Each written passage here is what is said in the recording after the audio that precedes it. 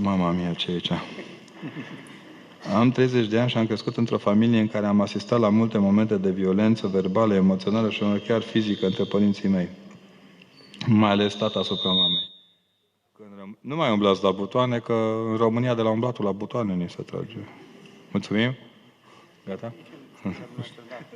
Gata? Rezolvat? Când rămâneam doar eu și sora mea prin casă, mama își vărsa năduful făcându-l pe tata în fel și chip blestemind, dorindu-i să moară. Și nu e și săraca. Nu cred că e o femeie bătută în fața copiilor săi să nu vrea moartea violentului. Doar dacă e sfântă și în cazul ăsta trebuie canonizată. Dacă câtă vreme e mamă în fața copiilor săi, cum ați vrea să gândească? Nu suntem făcuți perfecți, cum ne cer psihologii și psihopatologii. Suntem oameni cu carne, oase și cu îngeri și drac după noi. Că asta ne... Deși ne-am... Că acea situație și acum, deși ne-am mutat de mult de acasă, ne sună și ne povestește aceleași lucruri. Da, vă cred că sunteți marcată, dar încercați să o ajutați spunându-i că era momentul să facă ceva, nu să zică ceva.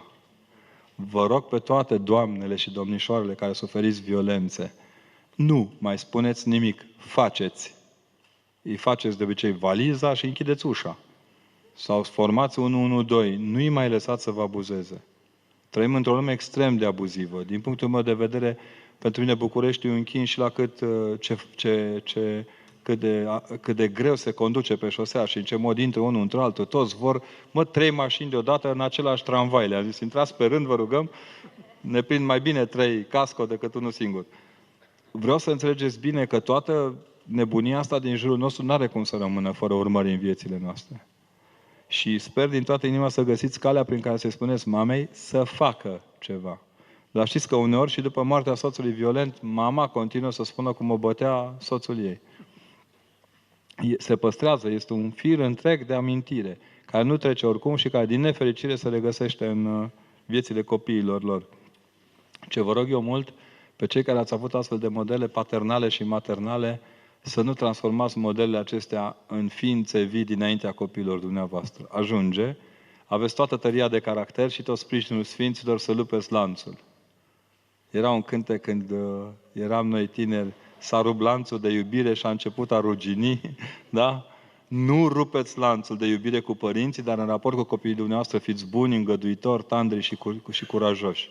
E momentul și toate momentele noastre sunt momente de maturizare, de fapt. Viața noastră o trece dintr-o etapă de maturizare în cealaltă etapă de maturizare. Nu ne pierdem pe drum și asta și pentru rugăciunile Sfinților. Există în Biblie un îndemn al prorocului David, mâniați-vă, dar nu greșiți. Vă rog să ne ajutați să înțelegem acest îndemn și modul în care să-l punem în practică. Păi, e mai mult decât simplu. Când vă apucă mânia, luați apă în gură, numărați până la 3, înghițiți și după aceea dați drumul la cuvânt. Vedeți ce iese, da? Mânia nu este un sfetnic bun. Asta este cert. Luăm hotărâri pripite și proaste de obicei când suntem mânioși. Mânia înseamnă și un pic de neatenție la Dumnezeu și neatenție la cerința lui Dumnezeu către noi. Ne dăm noi rotunzi, dar nu suntem chiar așa de buni niciunul. Mânia este și o formă de negare a forței lui Dumnezeu de a te calma.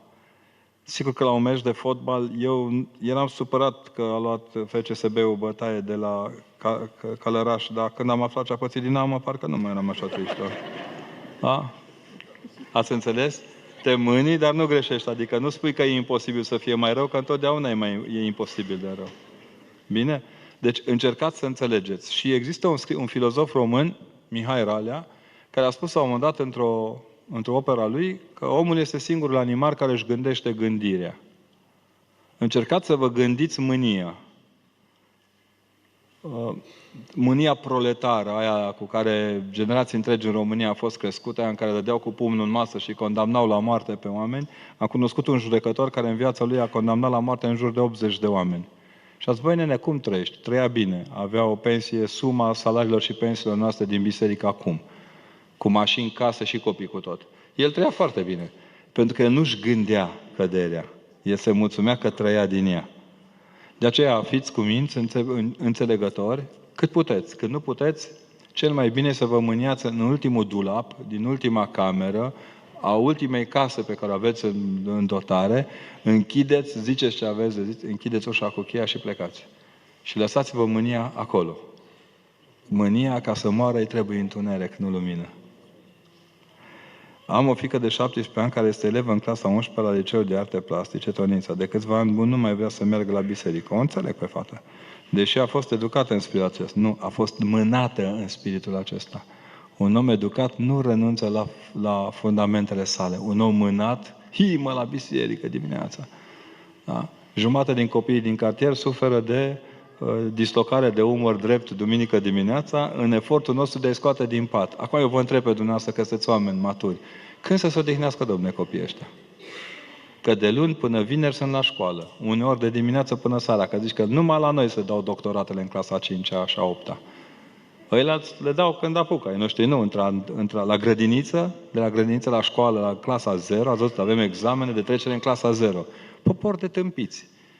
Ne tot examinăm, deși știm sigur că dacă doamna e verișoară cu pisica unchiului care era un motan, da? Valoarea nu prin examinare se vede, ci prin modul de viață. Și atunci, haideți să reconfigurăm un pic. Fiica dumneavoastră nu e răzvrătită împotriva părinților sau a bisericii, e răzvrătită împotriva propriei sale oboseli de tot soiul de sisteme. Deci copiii ăștia sâmbătă dimineața sigur au câte un curs, o recuperare, vor și ei să meargă la o sală sau să se întâlnească cu colegii la o prăjitură. Că sâmbătă seara nu îi lăsăm, că sâmbătă seara e periculos, că sâmbătă seara se bea, se dansează. Bun, muți cu leocoplas pe gură stau acasă. Și ar dormi și ei duminică, că e singura lor zi pe bune de dormit. Cum facem ca biserica să fie mai importantă decât oboseala lor? Aici va fi marea provocare pentru următorii 20 de ani.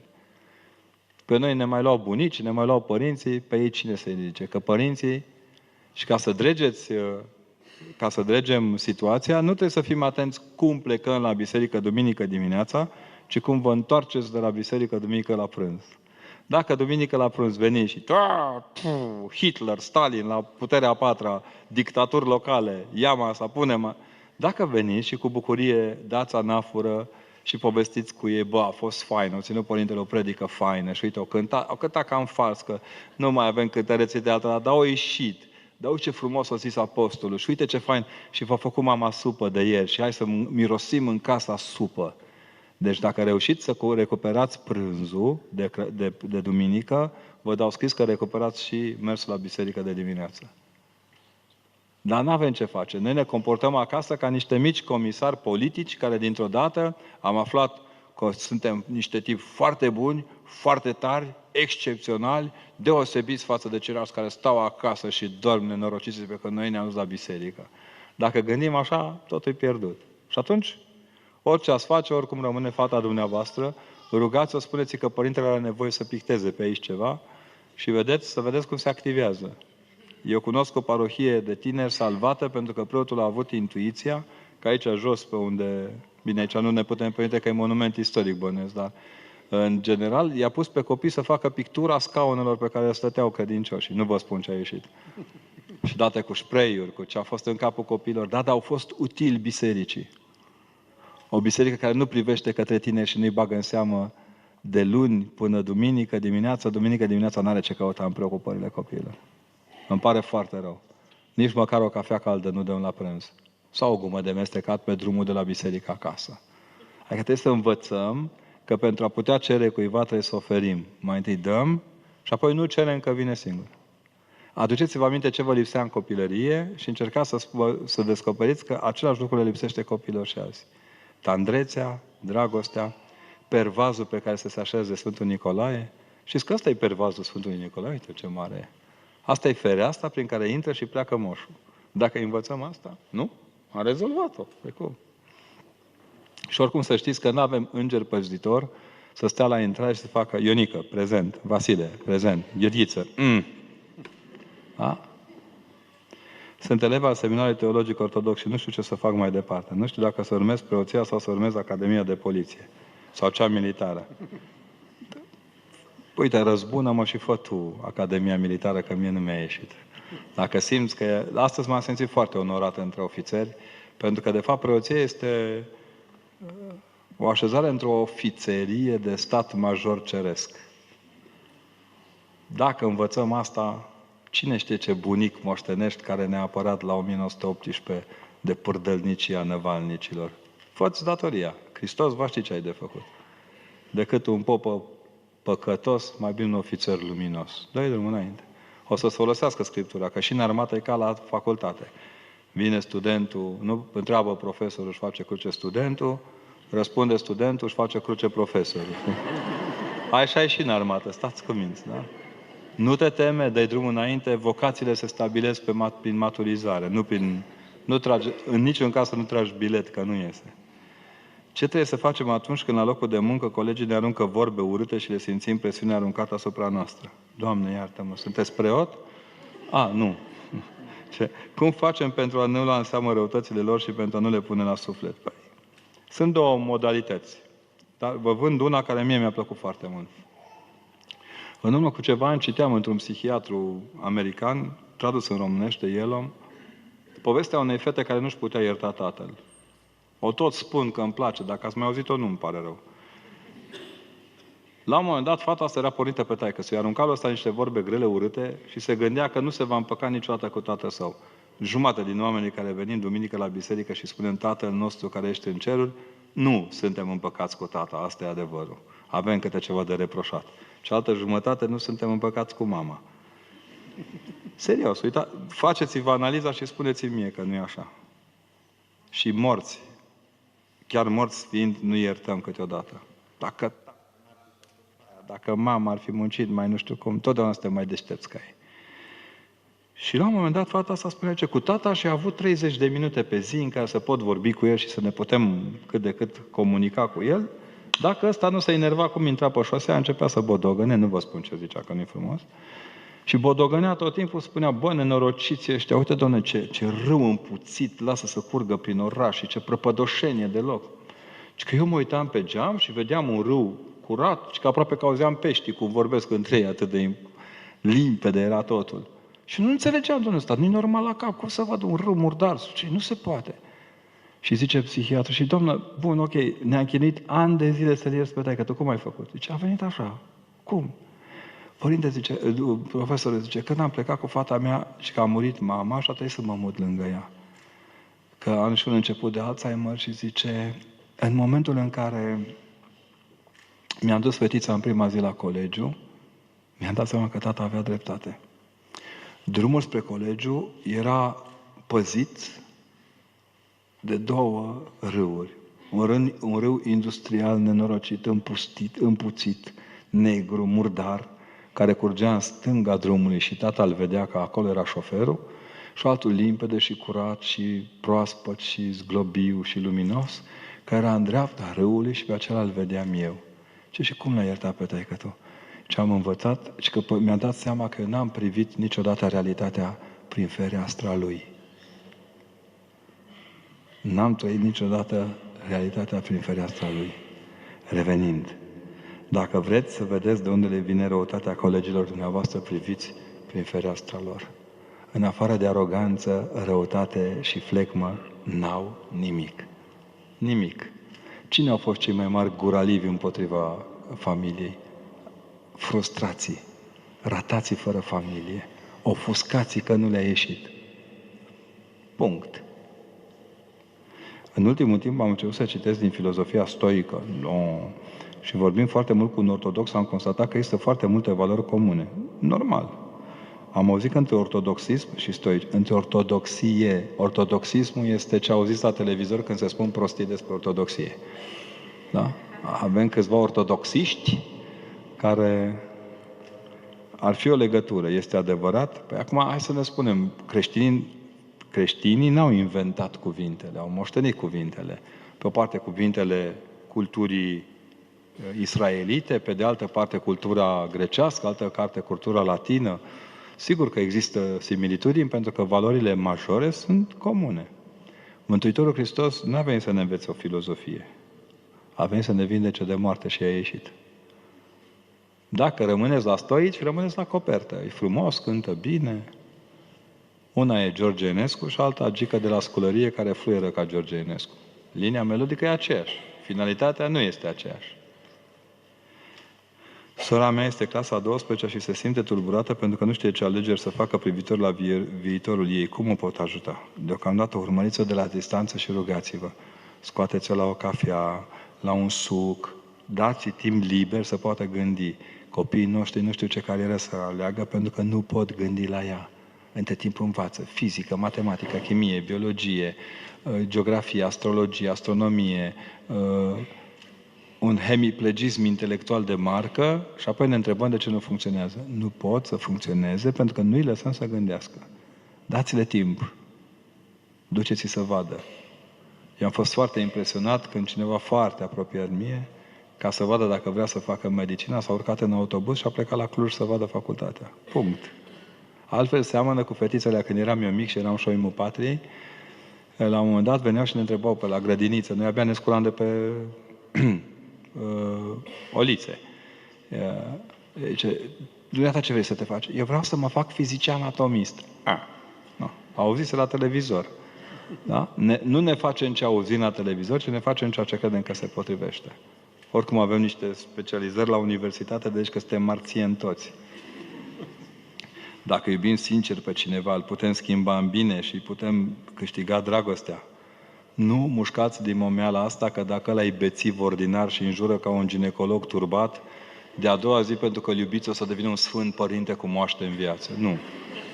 Mai ales dacă e vorba de bărbați și că bărbații se schimbă toată viața și când mor neschimbați.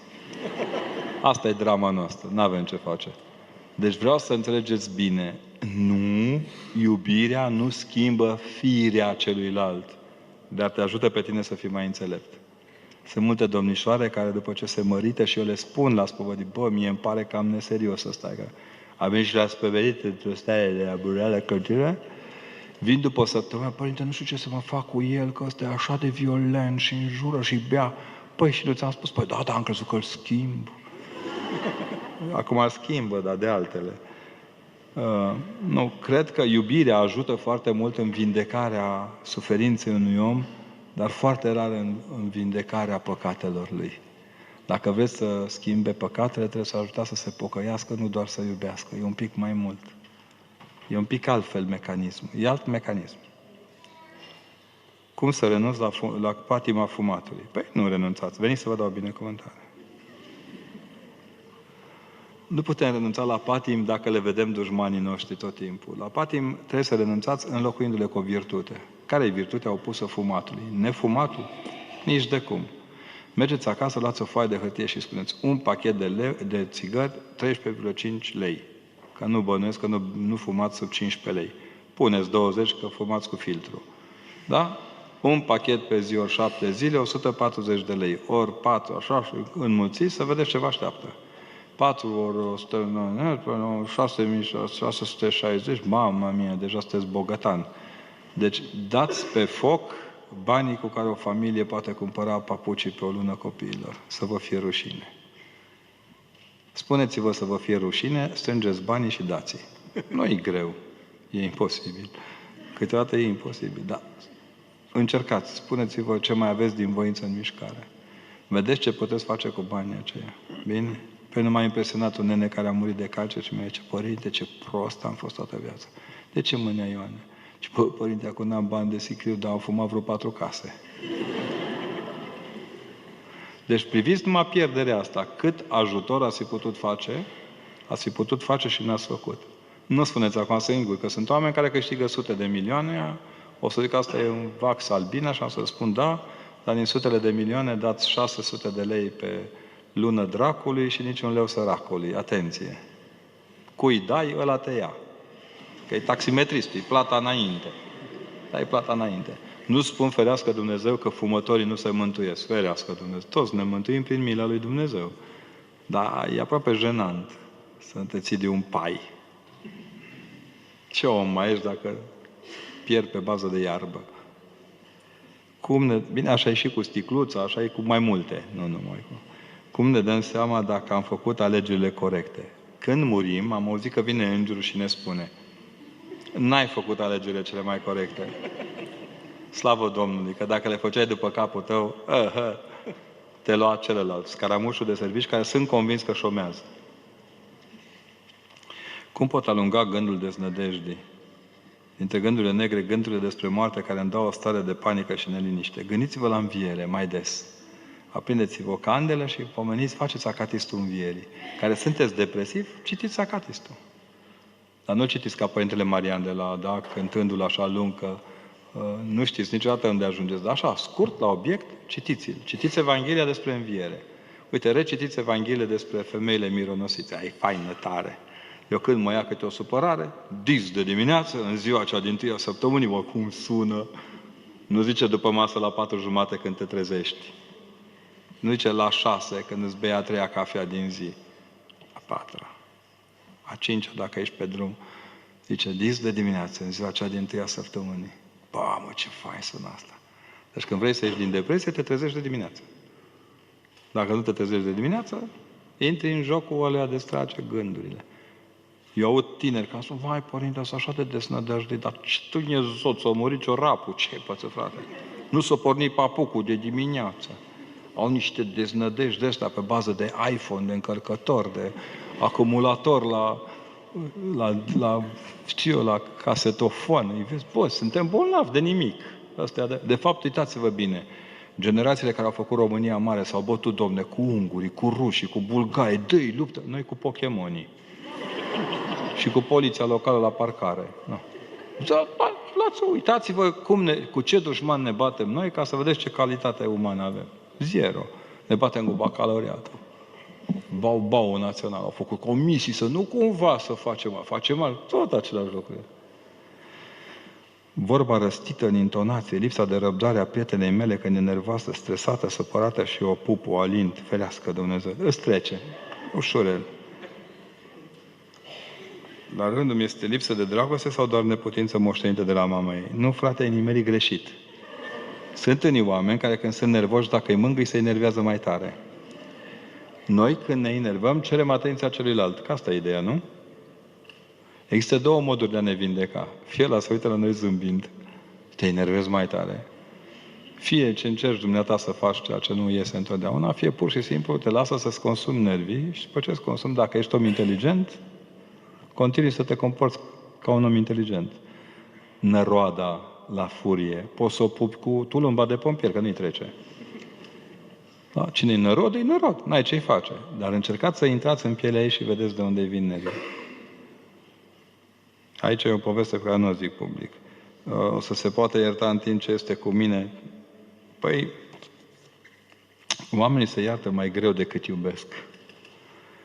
Singurul lucru atunci când o fată lasă un băiat pentru alt băiat este că de obicei primul era mult mai bun ca al doilea. Atenție! Părinții mei nu sunt de acord cu băiatul pe care îl iubesc, deși este un băiat bun. Ting! Zice ea. Sau el. Ia. Nu. E scris de fată. Cum îi glumim, dar cum îl pot face să îl accepte așa? Cum să spun că suntem împreună? Păi mergeți și îl prezentați. Mamă, uite, în ciuda părerii dumneitale despre un om pe care nu-l cunoști, eu îți prezint pe omul pe care îl cunosc. Te rog, fă cunoștință cu omul pe care eu îl cunosc. Și cu care mă simt în siguranță și cu care mă simt iubită. Normal că mamelor și taților li se activează o genă de gelozie la un moment dat. Nimeni nu-i perfect pentru copilul tău. Poate să fie, știu eu, Nobel redivivus. Nu contează. Mai ales tații au așa o boală aproape genetică. Dar vă rog să înțelegeți, nu se pot cunoaște decât oamenii care se cunosc. Dacă nu ai dat mâna... De multe ori mă simt desconsiderată de oameni, slavă Domnului. Simt că nu prezint încredere, deși fac tot ce pot în acest sens. Iar acest fapt mă întristează. Păi acum, dacă așteptați aplauze de la oameni, să știți că e sectorul nepotrivit. La creștini, la sfârșit, nu li se dau aplaude, li se pune o cruce. Vedeam cu prieteni de la Trinite, așa zis, mie în loc de cruce o să-mi pun un microfon, cred că. Vreau să înțelegeți bine, noi nu suntem făcuți să fim lăudați. Nu suntem. E drept că uneori e bine și când zicem, hai că merge, bine, bravo, hai, dai drumul înainte. E ok. Bă, dar tot timpul să te laude, intri la bănuieli. Te simți președintele României sau primul ministru sau președintele unui partid la guvernare. Da? Deci omul nu e făcut să fie idolatrizat. Nu aveți încredere nu pentru că nu vă laudă oamenii, ci pentru că încă n-ați găsit sensul încrederii în dumneavoastră. Căutați mai adânc, e loc de întors. E fain când îți pierzi câteodată încrederea în tine că trebuie să obligatoriu să reconfigurezi totul. Restartezi, rehardezi totul. Îți ia o zi, 2, 10, 20 de ani, chiar 30 câteodată, cine știe. Poți muri nerestartat, dar măcar ai murit pe cale. N-ai stat mulțumit în sucul tău propriu, ce bun sunt, uitați-vă la mine. Da? Viața nu poți conduce privind doar în retrovizoare. Trebuie să mai mergi și înainte. Dacă reușești asta, e salvat. Ca la care lua liftul tot în jos. Urca pe jos până la etajul 11, cea că e obosit și când cobora cu liftul. Și ne întreabă ăștia ce? Dar de ce faci asta? Să nu mă obișnuiesc cu binele. Da? E simplu. Cum pot ajuta să treacă peste deznădejde o adolescență ai cărei părinți sunt despărțiți? Mama s-a recăsătorit, are un alt copil, iar ea a fost lăsată cu bunica. E greu, nu puteți juca rolul mamei și a tatălui în astfel de situații. Dați un sens în afara părinților săi. E greu. E greu, poate că sunt cazurile cele mai dificile. Cred că trebuie doar să o sprijiniți, să-și găsească propria ei liniște. Eu de-aia iubesc pe profesori și pe învățători. Ei se zbat cu lucrurile astea. În timp ce te aștept să fac teoria chibritului la televizor și ne spun de teoria lui X, lui Y, ce fac ei, ce dreg ei, câțiva oameni își suflecă mâneca și chiar stau cu copiii aia. Deci, în general, se face o platoșă în jurul lui din câțiva prieteni, dacă se poate, dintr-un grup ceva mai mare sau mai mic. Eu n-am să uit pe învățătoarea mea care invita în fiecare duminică, invita la prânz câte un copil din cei care au mai săraci decât noi în clasele lor. Tot ne invita și la o prânzul cu învățătoarea. Învățătoarea a devenit un fel de mămică acolo. Da? Și au două învățătoare, absolut admirabile amândouă, absolut admirabile, lucru care m-a și marcat, că de-aia am vrut să mă fac învățător, că ele au fost perfecte. Singurii oameni perfecți pe care am cunoscut în viața mea. Că învățătorii n-au greșeli, n-au cum greși. Dacă tu zici acasă, mă, cochile, 1 + 1 fac 2, nu că Doamna a zis că e 3. Nu bine, mă, dacă tu zici. Da? Așa trebuie să construiți în jurul o stare de siguranță în care să simte că este iubită și apreciată pentru ceea ce este ea, nu pentru ceea ce nu-i pot oferi părinții. E greu, dar nu e imposibil. Dacă ne rugăm, și în general când aveți probleme de genul acesta, cel mai bun ajutor e la Maica Domnului.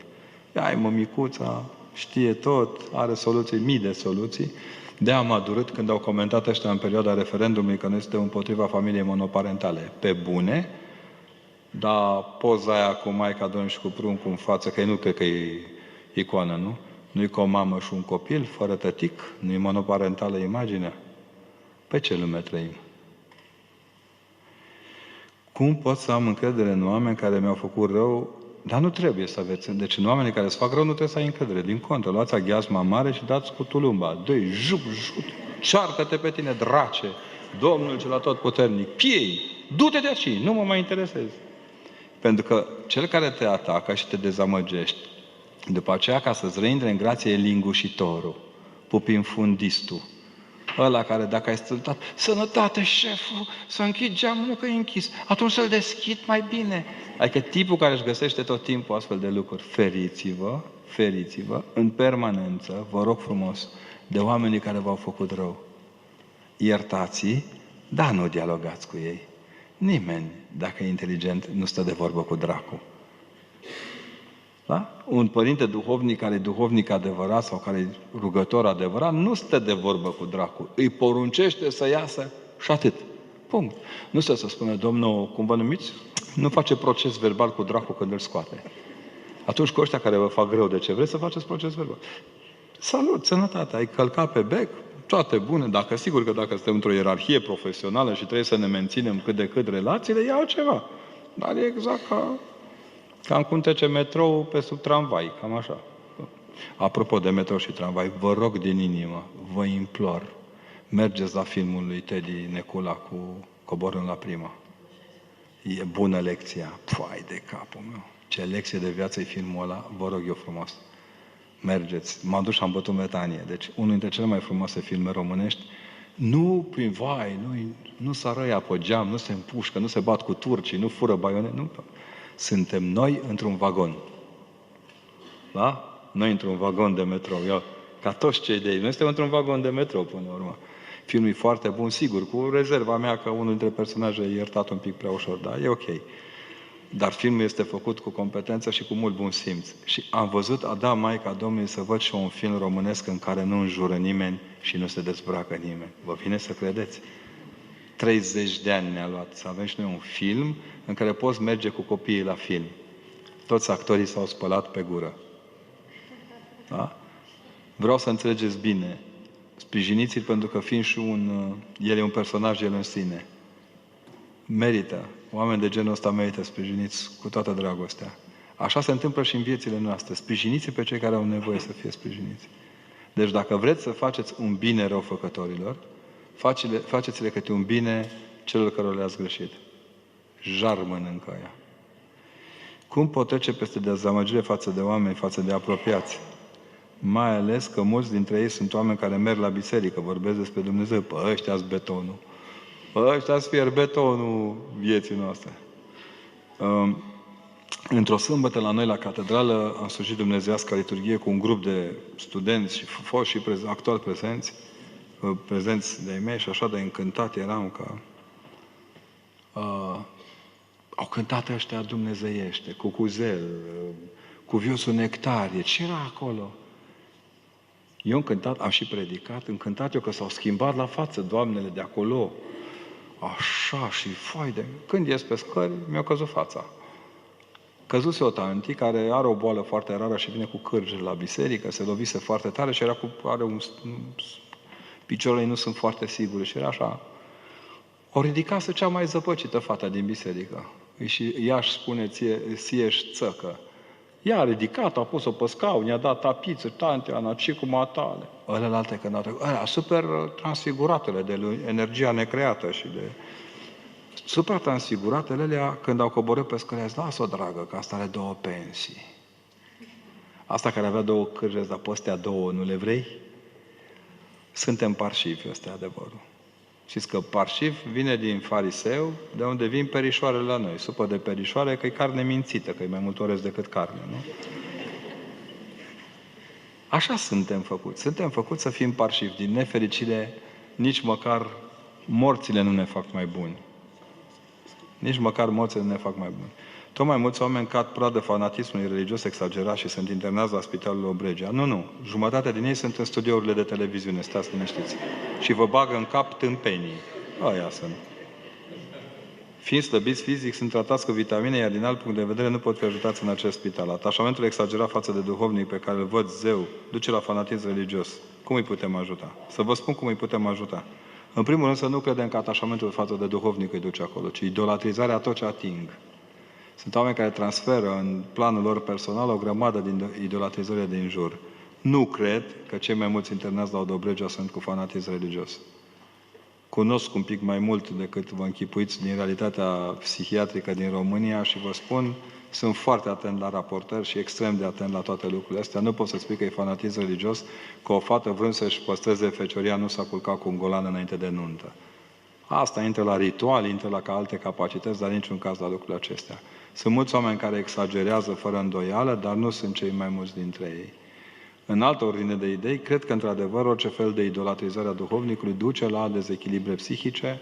Îi putem ajuta în primul rând. Eu sunt convins că dumneavoastră aveți o rană de altă natură. Probabil că cineva pe care îl iubiți sau pe care o iubiți a manifestat un atașament față de un duhovnic și acum vi se pare că e dereglată și mi-a ajuns în spital, într-adevăr, este tratată ca atare.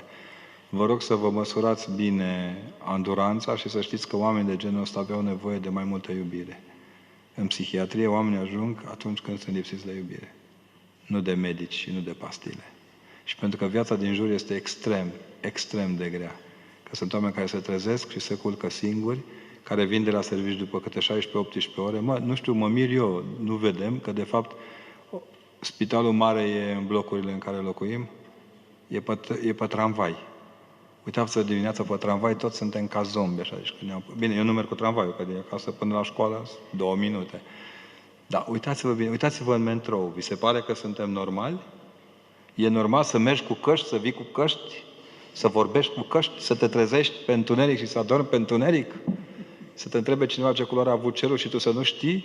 Să te întrebe în ce data săptămânii și tu să n-ai habar? Să nu-ți piuie decât telefonul, nu? Și ăla să-ți dea un mesaj de Facebook, nu că te-a sunat cineva care te iubește. Aici e nebunia lumii. Așa. Cum îmi pot da seama dacă partenerul cu care îmi voi petrece viața este persoana potrivită? Nu ne putem da seama, slavă Domnului.